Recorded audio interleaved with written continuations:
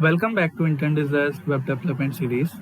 Today we are diving deep into one of the most powerful layout systems in CSS, that is Flexbox. If you are even struggled with aligning elements or creating responsive layouts, this video is for you. Before Flexbox, developers used floats, positioning or inline blocks, and that caused tons of layout bugs. Flexbox simplifies everything by letting us control alignment, spacing, and layout direction in a clean and logical way, even when screen size changes. That's why we use Flexbox. In traditional layout challenges, before Flexbox, achieving complex layouts and precise alignment with CSS floats, inline blocks, or tables was often cumbersome and unpredictable, especially for responsive designs. It was inconsistent vertical alignment, complex clearing of floats, difficulty disturbing space evenly.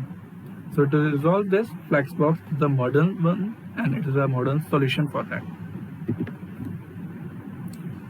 Flex Container Essentials.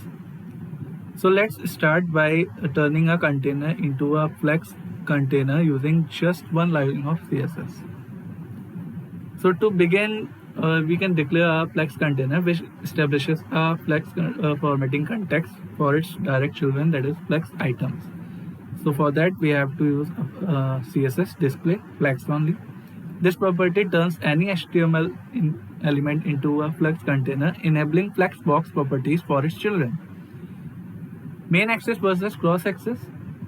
Flexbox operates along two axes, that is main axis determined by flex direction and cross axis that is perpendicular to the main axis as it is shown in the figure. This activates the flex layout mode. Now all children become flex items. Understand this, there are two axes which I told. First is main and another one is cross, that is perpendicular. Flex direction and wrap. Now let's control the layout direction. These properties control the direction of flex items and whether they wrap onto multiple lines or not. Flex direction row. Items arranged horizontally left to right. Flex direction can be row, row reverse, column or column reverse.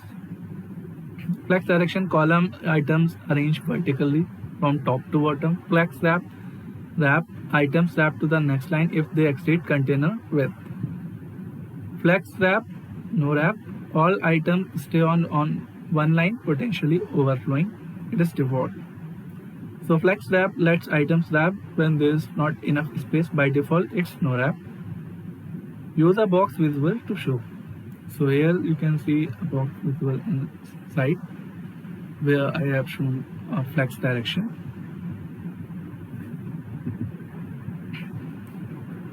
Now how can we do alignment mastery? Now comes the fun part, that is alignment. Alignment flex items within the container is one of Flexbox's most powerful feature. We have justify content,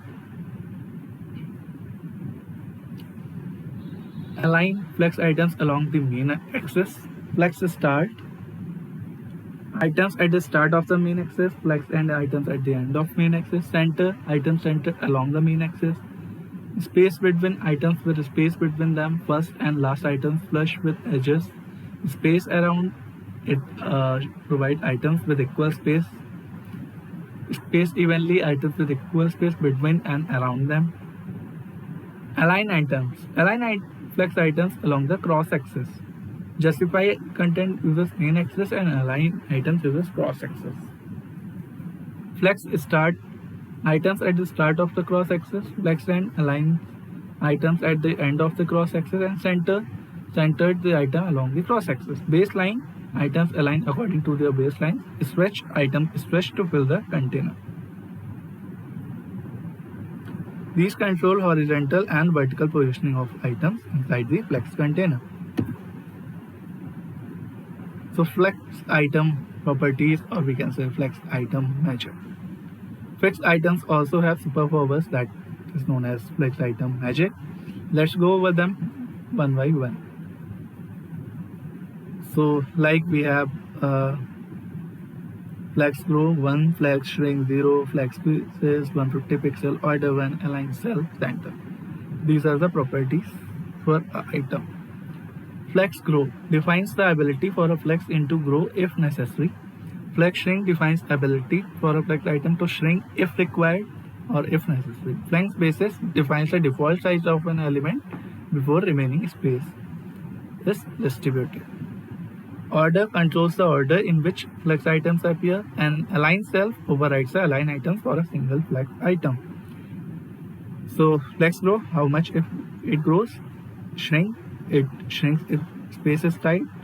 Basis, its default size before growing or shrinking. Align cell overrides containers align items or controls displays the order of items.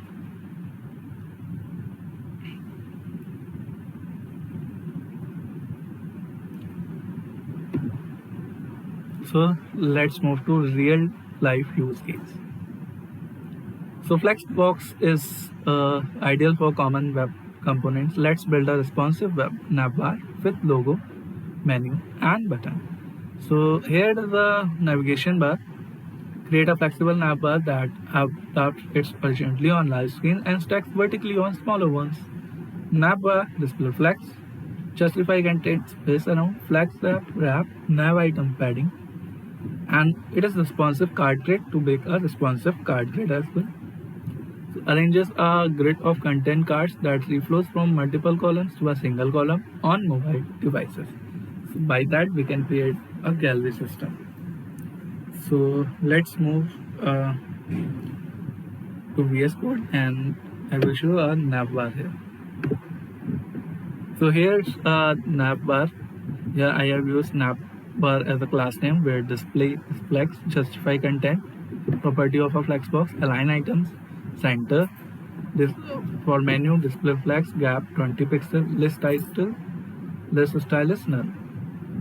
So here under nav tag, nav class navbar, div class logo, it is enter design. If here it is no logo class mentioned, if we want then we can create. So list class menu, list is home, courses about, and I have a button login.